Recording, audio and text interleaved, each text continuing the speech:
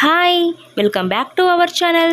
இன்றைக்கி வீடியோவில் இந்த வருஷத்தோட முதல் சூரிய கிரகணம் வந்துட்டு 50 வருஷத்துக்கு அப்புறம் நடக்க இருக்குது அப்படின்னு சொல்லிட்டு இருக்காங்க. நான் வந்துட்டு ஆல்ரெடி சூரிய கிரகணம் பற்றி நான் வீடியோ போட்டிருக்கேன். இருந்தாலும் சில பேருக்கு வந்துட்டு ரொம்பவே பயப்படுறாங்க. இந்த கிரகணம் அப்படின்னு எடுத்தாலே கர்ப்பிணிகள் வந்துட்டு ரொம்பவும் பயந்துட்டு தான் இருக்காங்க. இந்த கிரகணம் வந்துட்டு இந்தியாவில் தெரியுமா அப்படின்னு சொல்லிட்டு ஒரு சில பேருக்கும் டவுட் இருக்குது. இதை பற்றியும் நம்ம பார்க்கலாம். அதுக்கு முன்னாடி நம்மளோட சேனலுக்கு நீங்கள் இப்போ தான் ஃபஸ்ட் டைம் வரீங்க அப்படின்னா மறக்காமல் சப்ஸ்கிரைப் அப்படின்னு பட்டனை கிளிக் பண்ணிவிட்டு ஆல் என்ற ஆப்ஷன் செலக்ட் பண்ணிட்டீங்க அப்படின்னா நான் சேனலில் போடக்கூடிய எல்லா வீடியோஸுமே வந்துட்டு உங்கள் மொபைலுக்கு டக்குனு நோட்டிஃபிகேஷன் சேரும். இப்போ வாங்க வீடியோக்குள்ளே போகலாம். கிரகணம் வந்துட்டு பகல் நேரத்தில் நடக்கிறது ரொம்பவும் பவர்ஃபுல்லாக இருக்குது அப்படின்னு சொல்லப்படுது. இரவு நேரத்தில் பகல் நேரத்தை விட இரவு நேரத்தில் அந்த அளவுக்கு இல்லை அப்படின்னு சொல்லப்படுது.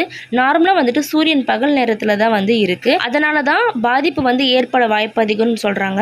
ஆனால் வந்துட்டு இது இரவு நேரத்தில் நடக்கிறதுனால இது நினச்சி கர்ப்பிணிகள் வந்துட்டு ரொம்பவும் பயப்பட வேண்டிய அவசியம் கிடையாது. ஏன்னா அது வந்துட்டு இரவு நேரம் அப்படிங்கிறதுனால